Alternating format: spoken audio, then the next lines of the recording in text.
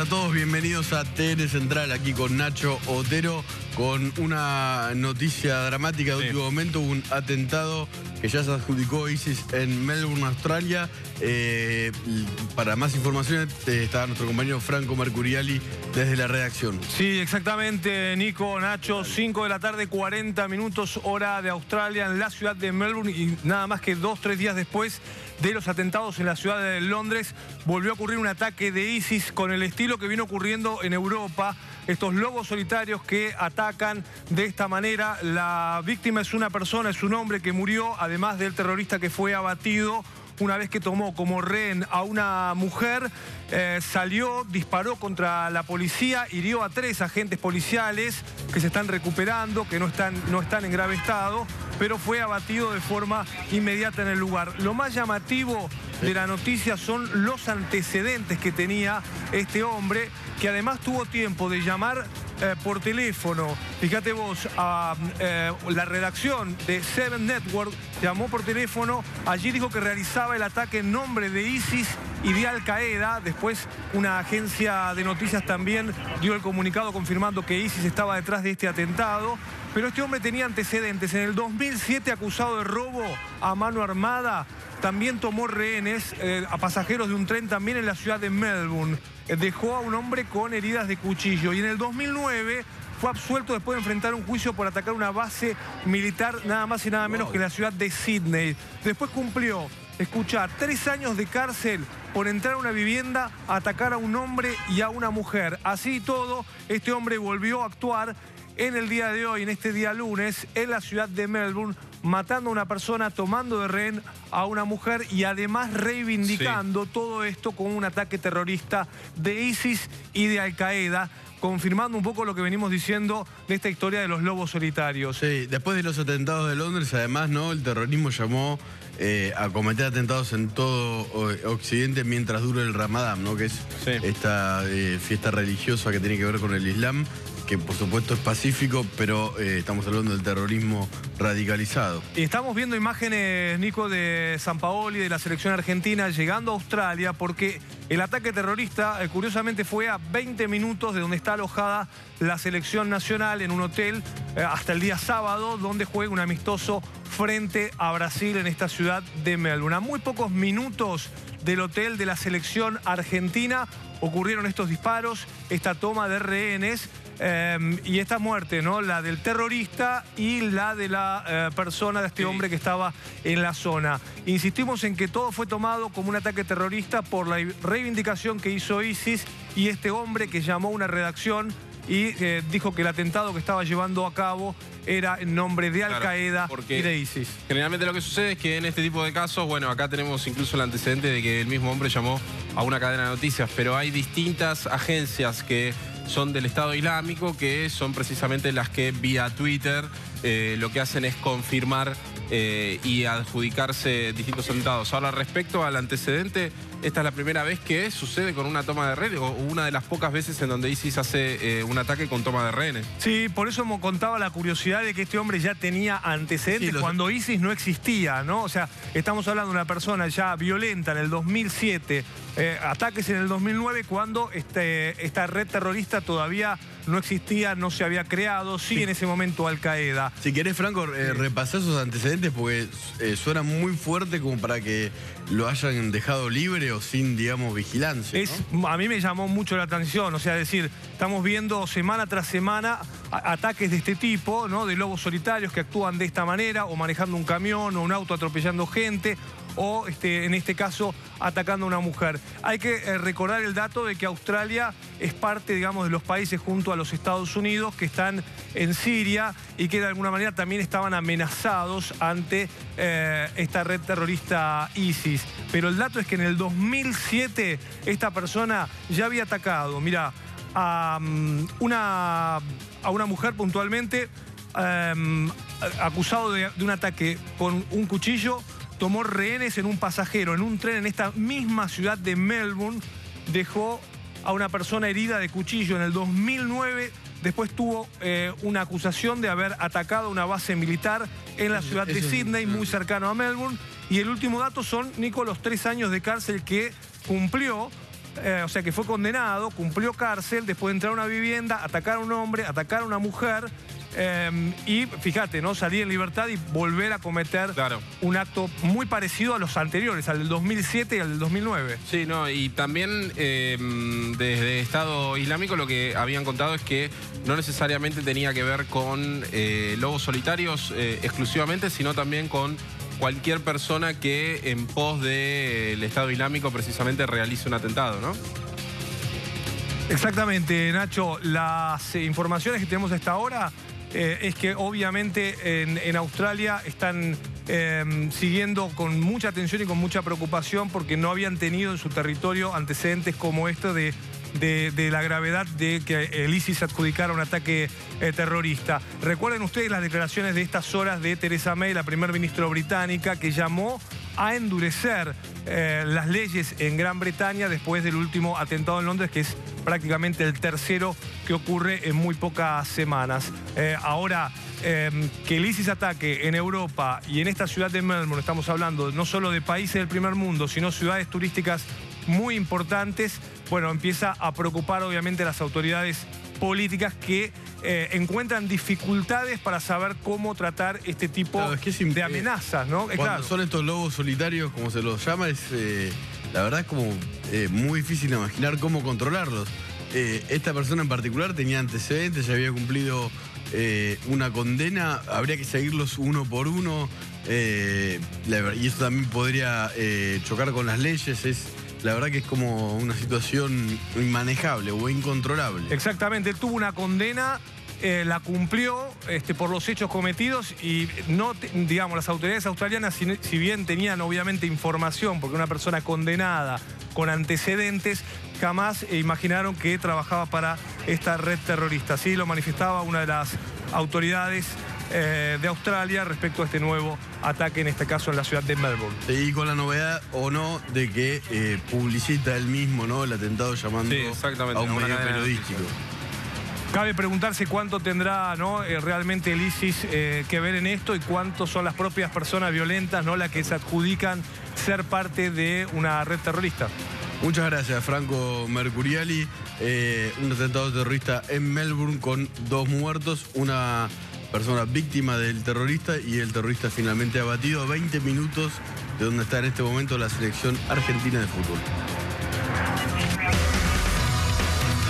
¿Y ahora?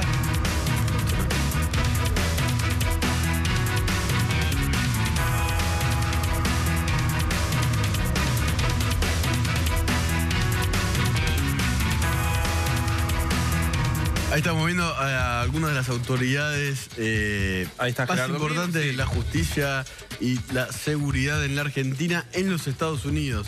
El ministro Garabano de Justicia, Gerardo Milman, secretario de Seguridad Interior, con autoridades de la Casa Blanca. Patricio Furlong también. Sí, Patricio Furlong, que es de Inteligencia Criminal. Titular del organismo de la Dirección de Inteligencia Criminal. Esto acaba de suceder y fíjate, lo acaba de tuitear también la cuenta del Departamento de Estado de Estados Unidos. Más ni nada menos.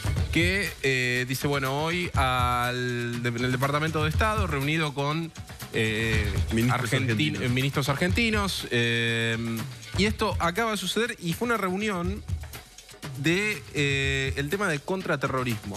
Esto es interesante, por lo menos analizarlo, porque la Argentina el año que viene va a presidir el Comité Interamericano de Lucha contra el Terrorismo. Es un comité que depende de la OEA, de la Organización de Estados Americanos, y de alguna manera, frente a esto, se empieza a trabajar en todo lo que tiene que ver con las políticas de inteligencia criminal y de contraterrorismo como un Estado muy cercano a Estados Unidos, ¿no? Sí. Y esto es importante analizarlo porque ya se venía trabajando en conjunto en función a esto y de alguna manera esto lo que hace es confirmarlo. Los ministros también estaban en Estados Unidos porque buscan información. Está Eugenio Bursaco, ¿no? Está Eugenio Bursaco, está también el secretario de Seguridad. Respecto a Odebrecht, también están negociando por información acerca de... Atención con esto. El fiscal Nisman. El caso de Alberto Nisman. Así es. Se están buscando en el Ministerio información en los Nisman Estados Unidos. Es uno de los casos, es Odebrecht es otro. El Departamento de Estado o el de Justicia tal vez tenga información sobre el caso Nisman. Ya había estado allá el fiscal que investiga la muerte de Nisman, justamente. Tayano. Eduardo Tayano. El caso Odebrecht, que se sigue tratando de encontrar la información sobre los 35 millones de dólares de coima que dijo la empresa que había pagado en la Argentina. Esto lo declaró en Estados Unidos, parece una cifra menor. Casi que Argentina podrá ser uno de los países de mayor transparencia comparado con otros del caso Odebrecht. Y terrorismo. Terrorismo, como decíamos, ¿no? Acaba de terminar esa reunión. La foto que veían era precisamente de esa reunión. Es una reunión que se llevó a cabo por políticas de contraterrorismo, es decir, inteligencia para poder prever posibles cuestiones y demás relacionadas con el terrorismo. Y la noticia de que Argentina va a ser el estado que presida la reunión del Comité Internacional de Lucha contra el Terrorismo, interamericano, que es precisamente ese comité que depende de la OEA, de la Organización de Estados Americanos. Muy delicado, y el dato también de que sea tuiteado, ¿no? Por el propio Departamento de Estado. Esto es completamente inusual, o durante los años de la era acá era por lo menos posible, no era porque algo. las relaciones a todo muy esto mal. se le suma, ¿no? Lo de Angela Merkel, ¿no? Que también está generando por lo menos varios anillos de seguridad en la ciudad de Buenos Aires, porque el día jueves la canciller alemana Angela Merkel llega a la Argentina para encontrarse con Mauricio Macri y también para un montón de cuestiones que tienen que ver con fondos y acuerdos de cooperación en conceptos de empresas mineras, ¿no? Que Merkel, parte una de las mujeres más poderosas del planeta, ¿no? Obviamente lo que es además, claro, seguridad. Lo que es la antesala también del G20, ¿no? El G20 que se va a hacer el año que viene. El año que viene, en julio, si no me equivoco. Julio. Muchísimos presidentes del extranjero en la Argentina, y Argentina presidiendo entonces. Además, el Comité Interamericano de Lucha contra el Terrorismo. Ahí estamos.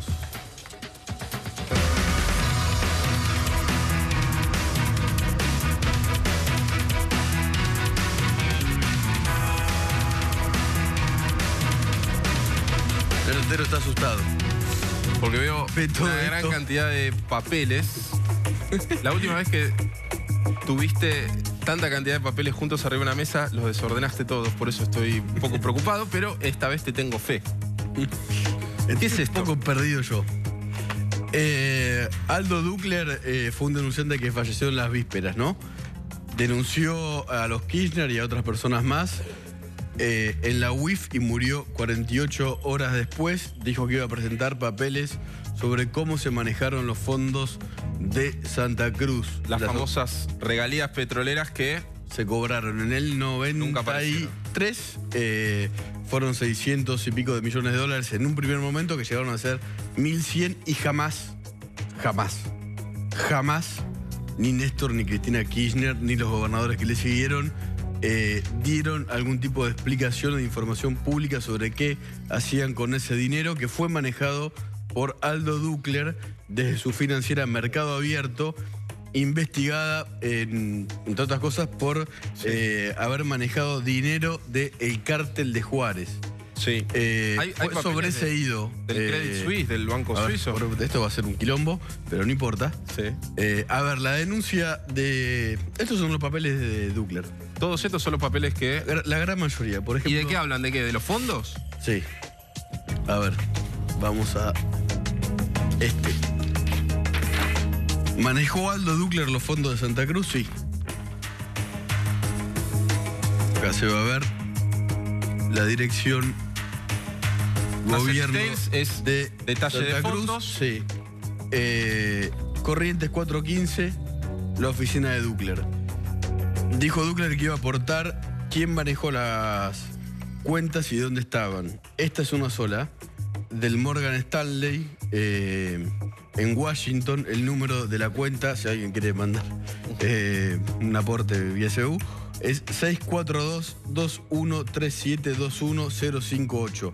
Esto es importante porque nunca hubo información oficial sobre todo este dinero, que era público, no era privado. Acá mira qué dice Nacho. El total de los fondos custodiados es de 49 549 No, es 49 millones. 49.921.618 dólares con 75 centavos. Sí, esto es de diciembre 31 del 2003. O sea que ya... Néstor Kirchner ya era presidente y no había dejado sus convicciones en la puerta de la Casa Rosada. Y eso era simplemente una de las uno cuentas. solo de los resúmenes que llegaban a lo de Duckler. Acá hay otro más. Hay muchísimos más. Dice que, por ejemplo, de dividendos acá solamente había 12.976 dólares por mes. Es poco. Por A ver, mostremos más de Duckler. Este es más plata. A ver. Otra vez. También Morgan es de Morgan Stanley, Stanley. la persona que manejaba esta cuenta se llama Atkinson Massey Tarry, o Tar. El Morgan Stanley toma estos fondos después de que cierra una subsidiaria del banco llamada Dean Whittor Reynolds Inc. Y acá lo que se ve es otras inversiones que hacía Néstor Kirchner en persona, con Aldo Duckler, que fue secretario de Hacienda de Viñone. Sí. Acá se ve la dirección. ¿En qué invertía? Mirá, acá lo dice, pero yo lo voy a leer más. En bonos de la Argentina, en Bocones, en Bocón, en bonos de Tucumán, en bonos de Formosa y en bonos de Mendoza. Por ejemplo, de Tucumán había comprado, esto es diciembre 31 del 2002, atención porque era la campaña electoral que empezaba, de Tucumán había comprado casi 200.000 dólares, de Formosa 723.000 dólares, después de Mendoza 55.000 y, por ejemplo, de la Argentina, los Bocón, por más de 1.600.000 dólares. Acá ya los dividendos son más grandes. ¿Qué pasaba con estos dividendos? Se fumaron. Se iban hacia otras O cuentas. sea, él tomaba esos fondos que eran de la provincia, que eran regalías petroleras de la provincia, las llevó a distintos bancos y a través de esos distintos bancos los reinvertía en bonos de la Argentina y de las provincias. Esto es solamente Una la parte ¿no? de mercado abierto, porque después tenemos también papeles de Credit Suisse. Acá hay papeles de Credit Suisse. Sí. Ahí la cámara está tomando algo interesante que ahora lo vamos a contar. Por ejemplo, acá está un papel del Credit Suisse. Atención, señor Frank Schoch, el hombre que manejaba la cuenta número 1860194-3F15 del Credit Suisse. Esto es octubre del 2003. Ya era presidente Kirchner. ¿Cuánta guita dice acá? Ahí hay 200... 2 millones. Sí, 2 millones. 201.590.000 dólares. Sí. ¿Cuánto dio acá de interés? 130.000 dólares. 130.000 dólares. Sí, 130.000 dólares. Esto, por ejemplo, después se depositó, ¿no? El depositario es un banco, que es el Credit Suisse en realidad, pero la sucursal de Saint Peter Port. Es una ciudad de Inglaterra, cuyos ciudadanos se hacen llamar a sí mismos villanos en el dialecto de ese país. A ver, casualidad. Esto fue parte de una causa judicial que investigó el enriquecimiento de los Kirchner, que empezó a ser investigada por un juez hasta que lo subrogó Juan José Galeano. Y después fue removido de su cargo por la causa AMIA. ¿Fue por la causa AMIA o por todos estos papeles? Por ejemplo, le había pedido al Banco de Santa Cruz que le explique sobre los posibles movimientos que tenían que ver con Néstor Kirchner y su enriquecimiento. ¿Y qué contesta el banco, Nacho? Es bastante gracioso lo que contesta. Dice, hay periodos en los que los antecedentes y documental respaldatoria de cada transacción bancaria no se encuentra informatizada. O sea, no tenemos los datos. Esta documentación se encuentra archivada en legajos diarios generales, dentro de los cuales hay que buscar manualmente operaciones referidas a las cuentas solicitadas y extraer los respaldos requeridos por este juzgado. O sea, y le piden un lapso de 20 días que nunca se concretó. En esos 20 días Galeano voló de ese juzgado. El argumento fue por la causa AMIA, pero estaba investigando esto. Decía que había que buscar manualmente las transferencias. Sí, manualmente porque no ¿Qué tal? tenían ningún registro. Una, por ejemplo. Este largo listado muestra una cosa extrañísima que denunció Ducler en su presentación en la UIF. Que los fondos de Santa Cruz iban al Banco de Santa Cruz. Esto muestra cómo se debitaban de la cuenta del Citibank, otra, del Banco de la Provincia de Santa Cruz. El número de la cuenta es 3600/6949 del Citibank. Estamos hablando ahora de enero del 1995. ¿Y qué es lo que muestra? Cómo se debitaban, por ejemplo, $1.500.000 de la cuenta en Estados Unidos y se transferían al Banco de Santa Cruz. Directamente. Directamente, las mismas cifras, ¿no? En un momento debitaban $70.000, iban $70.000 al iban Banco como de haciendo Santa un Cruz. enroque de los fondos. Iban tal vez ayudando a sostener el Banco de Santa Cruz en el 95, que por alguna razón necesitaba ayuda financiera. Todavía el banco no había sido privatizado. Ducler también decía que los fondos de Santa Cruz fueron manejados de modo como si fuera privado por los Kirchner. Ahora, ¿aparece Era verdad. en alguno de los papeles también aparece Lázaro Báez? Sí. Lo tenemos. Lo tenemos en placa, mejor. Sí, lo tenemos porque en en este placa, también no. aparece, mira. Este es un... Bueno, ahí Mirá. está. Ese es más claro. Este papel es impresionante. Ahí fíjense que a la derecha de la pantalla está subrayado. Firma Lázaro Báez. Lázaro Báez. No era monotributista como en el 2003, era gerente departamental adscripto del Banco de Santa Cruz. Ese papel es del 94-95 y lo que dice es que se debite de la cuenta de los fondos de Santa Cruz $17.200.000 a una empresa que se llamaba Kega Holding International Inc. ¿De quién era? Nadie sabe. No, pero era una empresa privada.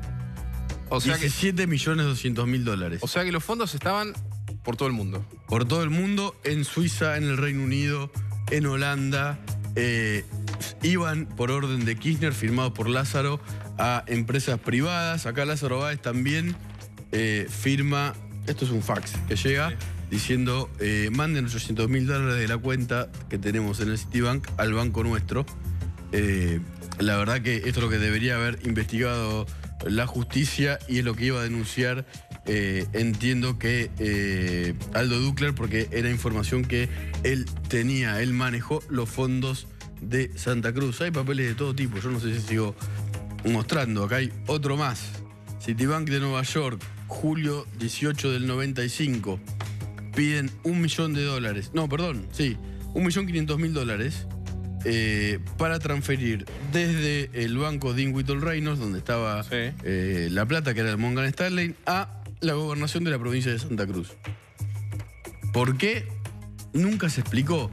Cuando Néstor Kirchner hizo el anuncio de que llegaban las regalías petrolíferas a la provincia que hoy está quebrada, que no paga a los jubilados, que no tiene poder judicial, estatal, ni salud pública, la ley decía que solamente estos fondos se podían usar para cuestiones productivas y, como se ve, comprar bonos o hacer bicicletas financieras de a $200 millones, por ejemplo, muestra acá. Esto fue a ¿dónde? $200 millones. Al Rabobank. Al Rabobank del Netherlands. Sí, de Holanda. Los Países Bajos, de Holanda. Sí. Del Credit Suisse a Holanda. Del Credit Suisse a Holanda, $200 millones. Ahora, ¿todo esto en algún momento volvió? Esto volvió, según la documentación a la que yo pude acceder, volvió en el 2006 más de casi $540 millones al Banco de Santa Cruz, que ya estaba estatizado. Sí. Y esto choca un poco con la denuncia de Ducler, que vinculaba esta plata que estaba afuera con la maniobra que podría haber perpetrado la familia Eskenazi para usar esos fondos, que estaban afuera como garantía para comprar YPF. En el 2006 volvieron y YPF, la operación fue en el 2008, o sea que no habría habido en ese caso, como quería denunciar Ducler, estamos con por Paula, ahora, por lo que sabemos, Oliveto, un movimiento para seguir hablando de esto, le invitamos a que se siente. Paula, ¿cómo estás? Hola. Buenas noches, nos vamos a sentarnos Paula, también. Oliveto no se asusta de todos estos papeles, yo creo que tiene Ella está ganas de leerlos. acostumbrada a estar con todos estos papeles. ¿Qué tal, Oliveto? ¿Cómo estás? ¿Qué tal? Perdón el desorden en nuestro living. No, está más ordenado que mi escritorio. ¿Qué piensa de todo esto? Uy, cómo nos privamos los argentinos de escucharlo a Ducler, ¿no? En realidad, eso es la pena que me da, que se podría haber sabido mucho de esto, de los fondos de Santa Cruz y de la operación de la compra de YPF por parte de los Eskenazi. Porque lo que él decía es que en realidad se duplicaron esos 500 y pico de millones que originalmente se depositaron en el exterior a través de Mercado Abierto. Que el que manejaba la cuenta era un personaje que nadie dice, que era Eduardo Cafaro. Sí. Por acá está el contrato de Cafaro. Que fue titular del Banco Central durante la gestión de Kirchner, o sea, que tenía un rol importante en lo que tenía que ver con el sistema de bancos. Y la hipótesis que él plantea es que parte de los fondos nunca se trajeron y que servían de back-to-back para... Back to back? No, eso me lo explicaron. Back-to-back es que es dinero que viene con una finalidad y va para otra, una cosa así. Que estaban en el Credit y Suisse. pico de millones que se trajeron en el 2006 al Banco de Santa Cruz habrían quedado otros claro.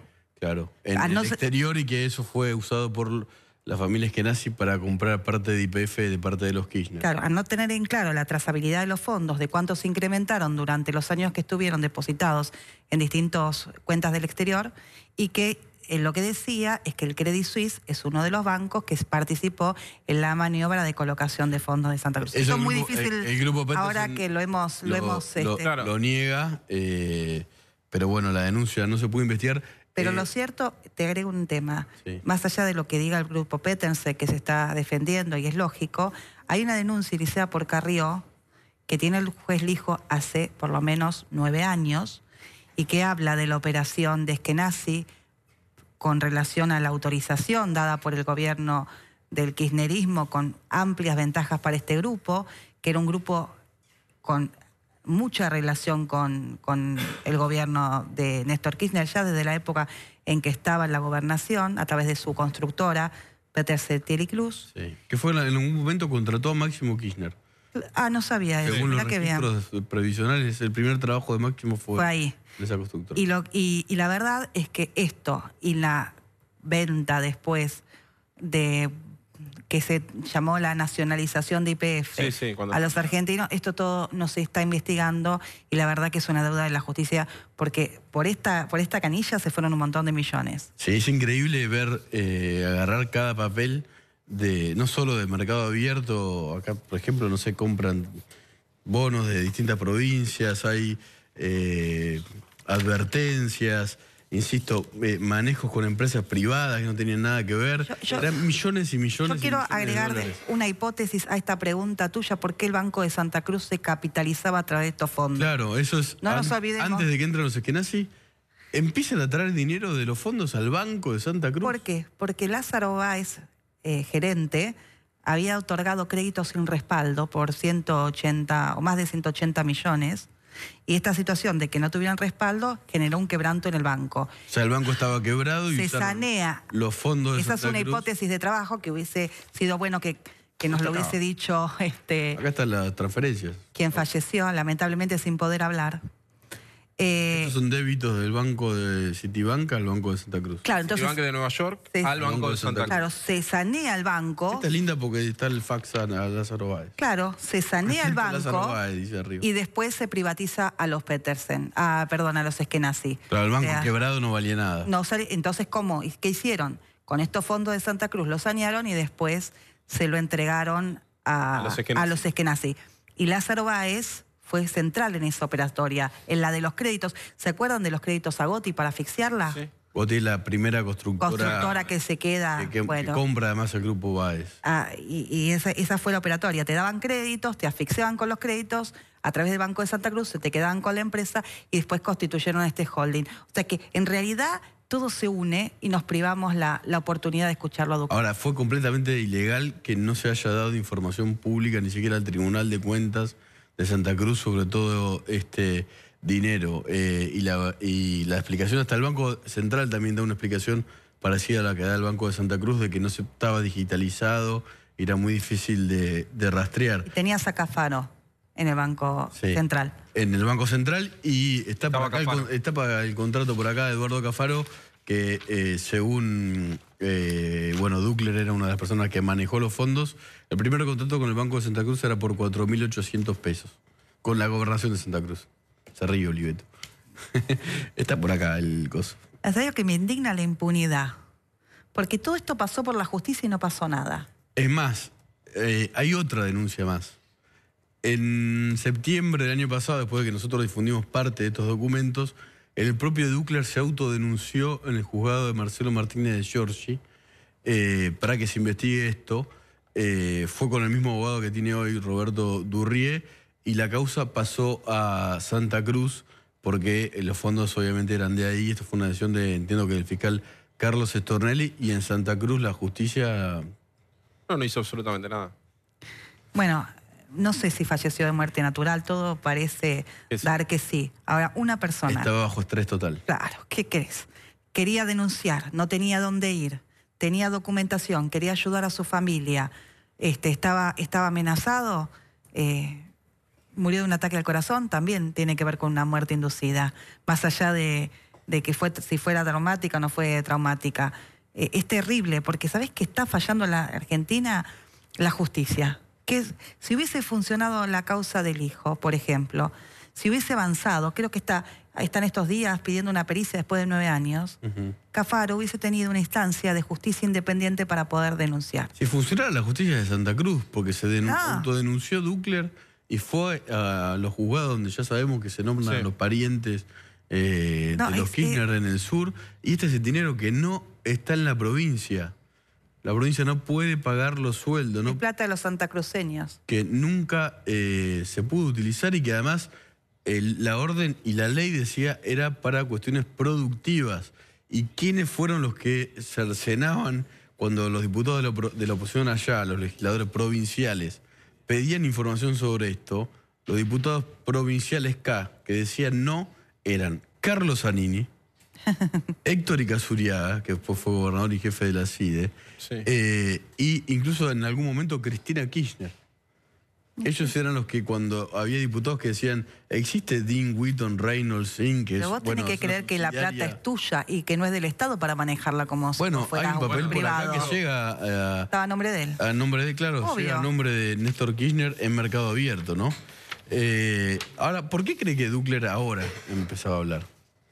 O se decidió a hablar. A ver, si hablaba Ducler, ¿es peor que si hablaba Lázaro Báez? No, no creo. Yo creo que Lázaro Báez está bajo la misma presión que tuvo Ducler. Es como que vos no podés hablar, no podés decir. Claro. Y siempre se te meten con tus hijos. Por eso es importante cuidar a la familia que dejó. Porque cuando te quieren agarrar contra vos, lo primero que hacen es amenazar a tu familia. Ahora, pero si bien Lázaro Báez está quizás con esa presión y todo eso, Lázaro Báez todavía hasta ahora, por lo menos no mostró muchas señales de querer colaborar. Ahora, ¿por qué eso? ¿Por qué Ducler piensa usted que en este momento es como que desde el año pasado que se autodenuncia, después que presenta Porque cambió el gobierno y sentía que tenía garantías como para hacerlo. Lo que pasa es que nosotros todavía no tenemos las herramientas jurídicas, porque la está frenando el kirchnerismo en el Congreso en muchos de los casos, para que personas como estas que quieren denunciar tengan la viabilidad como para hacerlo y se recuperen los fondos. ¿Y cuáles son esas leyes? Bueno, vos sabés que el tema de la delación premiada, por ejemplo, no ayuda a la delación de las empresas. Y hoy no tenemos los instrumentos como, por ejemplo, para que Odebrecht pueda hacerlo. El tema del empresario que, como Ducler, que diga, bueno, yo sé cosas ilegales, si las cuento tengo un beneficio. Como empresa, si nosotros hubiésemos tenido esa herramienta, seguramente Odebrecht hoy podría estar hablando de la Argentina. Odebrecht o las empresas de la construcción, de la Cámara Argentina de la Construcción, que participaron de la matriz de corrupción durante el kirchnerismo. Tendríamos la oportunidad de escucharlos y de alguna manera sanear esa parte de la obra pública argentina que es tan dramática para nuestras cuentas públicas. Hoy también se supo que Ducler había pedido como dinero para aportar información que tenga que ver con este posible juicio en el que estarían los Eskenazi por el mira, para mí es muy ruin no sé cómo se filtró esa carta, pero fue muy ruin porque esta persona no estaba para defenderse. Lo que él decía es de aportar información válida que ayudara a la Argentina a de alguna manera zafar de un juicio cuya demanda asciende a más de 3.500 millones de dólares, él quería un porcentaje de eso, como es en Estados Unidos y en muchas partes del mundo, para poder sacar a la familia de la Argentina. No era un santo, Ducler. Eso le iba a decir, porque usted no era está santo. Y, no era santo, Ducler. La Tampoco Coalición era. Cívica lo denunció muchísimo. Muchísimo. No era, por eso te digo, no era un santo, Ducler, pero se está atacando a una persona que no puede defenderse y que quería hablar. Y que quería hablar. Y la Argentina hubiese ganado mucho si esta persona hubiese hablado. Eso es así. Y tenemos que tenerlas. Por eso nosotros, paso chivo, perdón. Pero nosotros necesitamos diputados y senadores que puedan defender que el cambio se pueda hacer realmente. Porque es muy difícil aplicar políticas públicas cuando vos después no tenés los diputados que te la defiendan. La gente necesita un cambio institucional en la Argentina y es importante que se dé en el Congreso. Porque parte de la impunidad tiene que ver por las leyes que nos salen. Muchas gracias. Paula Oliveto, legisladora porteña de la Coalición Cívica, seguramente candidata a diputada por la ciudad junto a Carrió. No hablé con Lilita todavía. Gracias.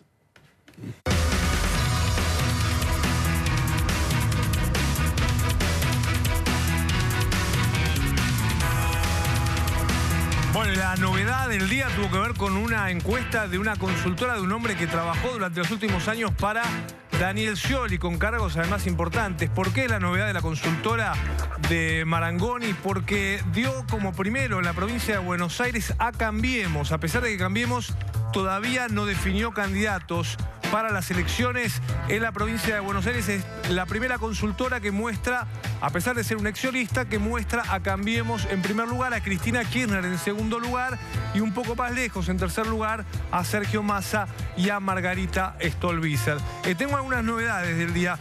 Por un lado, además de esta encuesta, contarles, Macri estuvo visitando junto a Vidal y a Gladys González, uno de los nombres que suena para ser candidata en la provincia de Buenos Aires. Hoy estuvieron en San Vicente y no es casualidad que se muestren con Gladys González. Hoy Cambiemos no tiene nombres de peso para competir en la provincia de Buenos Aires. Me decía una fuente de la provincia de Buenos Aires que la estrategia electoral que tiene el gobierno para la provincia es el equipo, es Vidal y Macri. De hecho, los candidatos que están sonando, fíjate que ninguno de ellos supera el 50% de conocimiento. Es decir, son candidatos que la mitad de los bonaerenses por ahí ni siquiera conocen sus nombres. Lo que vale es la marca Cambiemos. ¿Quiénes están seguramente o serán seguramente candidatos? A ver. Gladys González es candidata segura. De hecho, hoy se la vio recorriendo con Vidal y Macri. Además, dicen que tiene una característica parecida a la de Vidal y por lo tanto eso también suma, se lleva muy bien con ellos. Toti Flores ya se había dicho que es una persona cercana a Carrió y que está prácticamente confirmado que va a estar en las boletas de Cambiemos. La UCR, que anda los tironeos en varios sectores, pidió 3 lugares en las listas de diputados. Todavía no están definidos los nombres. Vos sabés que con el caso de Facundo Manes no está resuelto que vaya a ser candidato, porque en realidad nadie se atribuye mucho la paternidad de Facundo Manes. No es que los radicales dicen yo quiero a Facundo Manes. Claro. Es decir, él es de origen radical, pero no es que su nombre que la UCR quiere poner ahí. Así que todo eso está todavía en negociación. Lo que de alguna manera muestra esto, Franco, es que precisamente esta debilidad que tiene Cambiemos para un nombre fuerte en la provincia, lo que hace es que, por un lado, vaya el candidato, pero que la campaña se la tenga que cargar precisamente María Eugenia Vidal y Mauricio Macri el Sombra. Bueno, este fin de semana, Nacho, salieron 700 funcionarios de la provincia de Buenos Aires a tocar timbre. 700 en total, entre ellos ministros del gobierno nacional, la propia María Eugenia Vidal, varios ministros no solo de la provincia, sino a nivel nacional, recorren el conurbano y la provincia de Buenos Aires justamente ya pensando en la campaña. Pero la idea es esa, es que sea la marca Cambiemos, que sea el equipo y que sea Vidal, que es la dirigente que mejor mide en la provincia de Buenos Aires, la que de alguna manera lleve adelante la campaña. El otro nombre que me faltaba mencionar es el de Graciela Ocaña, que también está seguramente como candidata en la provincia de Buenos Aires, y hay que ver qué ocurre con el ministro de Educación, Esteban Bullrich, porque siguen dudando de si tiene que ser o no. Seguro, ¿no? No, dudan básicamente porque Macri lo quiere tener como ministro. Otros dicen que no cambia tanto que él participe de la campaña electoral, así que todavía está en debate. ¿Qué es lo que falta para que se decidan quiénes van a debatir? Bueno, ver qué tienen enfrente, es decir, no saben si Cristina va a ser candidata. Sí. Claro. Bueno, hubo un mensaje fuerte del intendente de Ensenada este fin de semana que habló con distintos medios, en donde dijo, si Randazzo va a las PASO contra Cristina es como si se tirara de un edificio de 10 pisos. Bueno, claro, en el sector de Randazzo dicen directamente que cada día están mejor. Dicen, el flaco recibe todos los días intendentes, me decían hoy, en referencia al hecho de que hay muchos intendentes que dudan si apoyar a Cristina o apoyar a Randazzo. Pregunté hoy qué actividad tenía Cristina Kirchner. Hoy estuvo muy enfocado en lo judicial, Cristina Kirchner, y no tanto en lo que es la campaña. Ella, por lo que es lo que sabe, le va a pasar de aquí a unos meses. Claro, no tiene mucho interés en la candidatura, salvo que haya una unidad, algo que ya es imposible, y lo venimos diciendo días atrás. Hoy hubo una reunión, por ejemplo, del sector cristinista en Moreno, que hizo el intendente Festa. Allí llevó a varios intendentes para remarcar una vez más que Cristina tiene que ser la candidata. Pero va a ser muy difícil con todas las novedades judiciales, Nico, que tiene Cristina Kirchner. Ahora se suma todo este caso Ducler, que seguramente impacta fuertemente por lo que dice la denuncia, ¿no? Y el caso Tesur. Y claro, que Néstor Kirchner financió la campaña del 2003 con los fondos de Santa Cruz, o que diga en el informe que, digamos, compraron YPF con la plata de los santacruceños, se le vuelve más complicado para llevar adelante una campaña en la provincia de Buenos Aires. Pero básicamente Cambiemos está esperando justamente a ver si Cristina o no es candidata. Por ejemplo, dicen para ver qué perfil de candidatos son los que tienen que hablar. Si es Cristina, probablemente Ocaña tenga un perfil más alto, ¿no? Porque es una persona que ha denunciado durante muchos años, no solo a Cristina, sino a gran parte del gobierno de Cristina Kirchner. Ahora, si Cristina no es candidata, tal vez no haga falta los discursos de Ocaña en la provincia de Buenos Aires, porque ¿cuál es el objetivo que buscan en la provincia? Que la discusión, y que le conviene al gobierno, que la discusión en la provincia sea sobre la provincia de Buenos Aires, o sea, que no se discuta Macri, que es lo que, por ejemplo, quiere como estrategia Randazzo, sino provincializar la elección. Debatamos si la provincia está mejor o peor con Scioli o con Vidal, y no hablemos del gobierno de Macri. Esta sería un poco la estrategia de cara a las próximas elecciones. Gracias, Franco. Arde el PJ, el radicalismo, el socialismo, ahí desde la nave toda la información de Franco. ¿La nave? Gracias. La nave. Después del corte, esta mesa va a estar ordenada por Ignacio Otero. Me tiraste encima. Y vamos a hablar de... Vamos a hablar de lo que está pasando en el mundo, en todo el marco internacional, respecto a los distintos atentados de terrorismo. Estuvimos hablando primero de Melbourne, y Londres sigue conmocionada. Vamos a estar con Pepe Gil Vidal.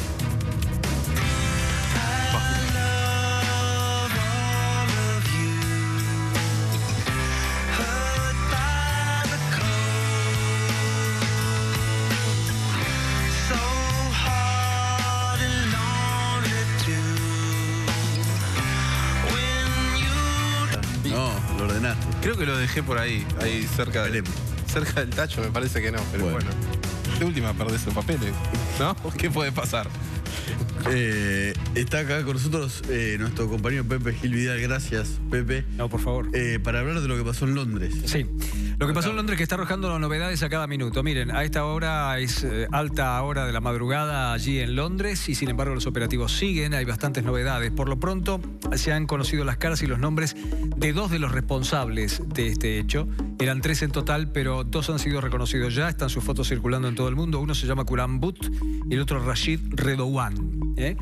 A ver, esto sí que es bien curioso, porque al menos uno de ellos era bien conocido por la inteligencia británica. Igual que lo que pasó en Melbourne. Exactamente igual. Y les digo más, era conocido no solamente por la inteligencia británica, sino también era conocido por el mundo del periodismo. El año pasado, año 2016, Canal 4 de noticias en Gran Bretaña puso al aire un reportaje como parte de un documental en donde se veía a uno de ellos nada menos que en Regent Park. Nada menos que en ese lugar, es uno de los puntos más importantes de todo Londres, más emblemáticos. Estaba orando con otro grupo de predicadores, con otro grupo de personas que hacían oración, pero con una bandera de Estado Islámico. Claro, no era el problema que estaba precisamente practicando el Islam, sino no, en absoluto. Que lo estaba haciendo con una bandera de Estado. Con una bandera de Estado Islámico. Ahora, además, ¿por qué era algo así tan evidente? Porque estaba mostrando cuál era su inclinación, cuál era su fe, y además Sin embargo, a pesar de esto, nadie desconfiaba de él en el barrio, porque era un tipo sumamente amable, sumamente educado, estaba siempre sonriente, se llevaba a los chicos del barrio a jugar al fútbol, se los llevaba a jugar al ping-pong, se los llevaba a un centro educacional de artes marciales y de boxeo donde él practicaba. Hacía una tarea social. Hacía una tarea social, pero atención, aprovechaba eso para darle dulces, para darles chocolates y para radicalizarlos en cuanto al pensamiento religioso. Eso viene a saberse ahora. Un día antes, apenas un día, yo diría unas horas antes de que cometieran este hecho, la policía se acercó por el área, empezó a buscar evidencia de que podía estar en otra cosa que completamente distinta a la que finalmente terminó siendo. No encontraron evidencia de algo inminente que pudiera pasar, pero evidentemente alguna alerta tenían. Los vecinos tenían de él referencias extrañas y más de una oportunidad lo denunciaron y la policía hizo caso omiso. Y esto pasó durante la estadía en el Ministerio del Interior de Theresa May. Así que Jeremy Corbyn, el otro candidato, le está cayendo absolutamente con todo. Quiero decirles que hay una investigación en marcha en varios sentidos. Uno de ellos, pericias forenses. Y esto hasta ahora no se sabía, acaba de saberse hace muy pocos minutos. Empezaron a revisar en detalle la camioneta y empieza a trascender que había 12 bombas Molotov en el interior de la caja de la camioneta. Eso es un dato que no se tenía hasta el momento. Se están haciendo eco los medios británicos, pero también los medios americanos. La inteligencia empieza a tomar cuenta de algo que iba a ser evidentemente mucho grande. Pero mucho más grande. Además ya nos estamos olvidando, o no, de lo que pasó en Manchester, ¿no? Absolutamente. Bueno, no hay nexo entre los dos hechos. Por ahora no hay nexo entre los dos hechos, pero llama la atención esta existencia de 12 bombas de petróleo, dicen algunos, otros bombas Molotov. ¿Qué querían hacer en el momento que impactaron la camioneta en el puente de Londres? Lo cierto es que lo que terminaron haciendo fue salir de ahí. Todo el hecho duró 18 minutos, pero los últimos 8 minutos son los que provocaron que estuvieran en los lugares cercanos apuñalando a la gente, provocando un verdadero pandemonio. La gente se defendía de ellos. El puente de Londres. Bueno, y entrando a los locales, la gente se defendía de ellos a sillazos, a botellazos, incluso con vasos. El empleado de una parrilla argentina que hay ahí, la porteña, que ayudó incluso a algunos de los heridos. Bueno, la situación fue sumamente dramática. Esto es lo que se sabe a esta hora. Y un último dato, para ya cerrar. ¿Saben cuántas personas hay sospechadas de extrema radicalización en el pensamiento religioso en Gran Bretaña del Islam? 23.000. 500 de ellos son potenciales terroristas que pueden cometer un acto en cualquier momento. Wow. Gracias, Pepe. Ya volvemos.